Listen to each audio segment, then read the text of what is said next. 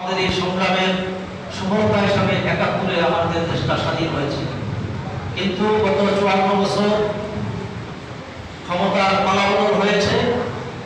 আমরা সাম্য, মানবিক মর্যাদা, ন্যায় বিচারের কিছুই পাইনি। তারা আমাদেরকে বারবার ভালো কথা বলে ক্ষমতার মসনদে বসেছে। আমরা তাদের থেকে পেয়েছি সন্ত্রাস, চাঁদাবাজ, নৈরাজ্য, দখলবাজ। অতএব ২৪-এর পর পরিবর্তনের পরে সবার ভিতরে একটা চেতনা এসেছে।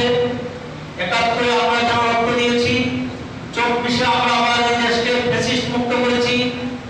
আগামীতে এদেশে আর যারা নাকি গণতন্ত্রের নামে আমাদেরকে মুসল্লা খাওয়াচ্ছে, তাদেরকে আর এই সুযোগ দেওয়া হবে না।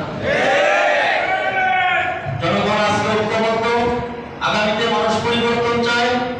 তাই মোহতারাম পীর সাহেব হুজুর আমাদেরকে মাঠে পাঠিয়েছেন, উনি আপনাদেরকে সালাম জানিয়েছেন। আগামীতে ইসলাম দেশ মানবতার কল্যাণে রাষ্ট্রীয়ভাবে যদি আমরা ইসলামকে প্রতিষ্ঠা করতে পারি, তাহলে সেখানে চাঁদাবাজ, সন্ত্রাস, দুর্নীতিবাদ আর হবে না।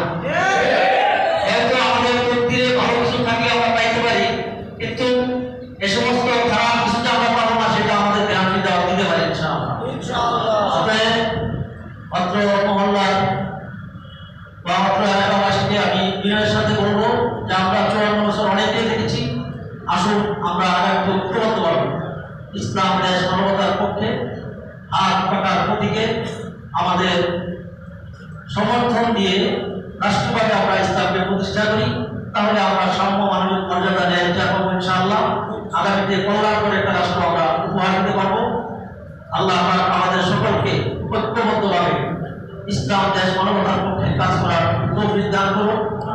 আপনাদের সকলের দোয়া চাচ্ছি যাতে আল্লাহ পাক আমাদেরকে শেষ পর্যন্ত আপনাদের পাশে থাকার তৌফিক দান করে এবং আপনাদের খাদেম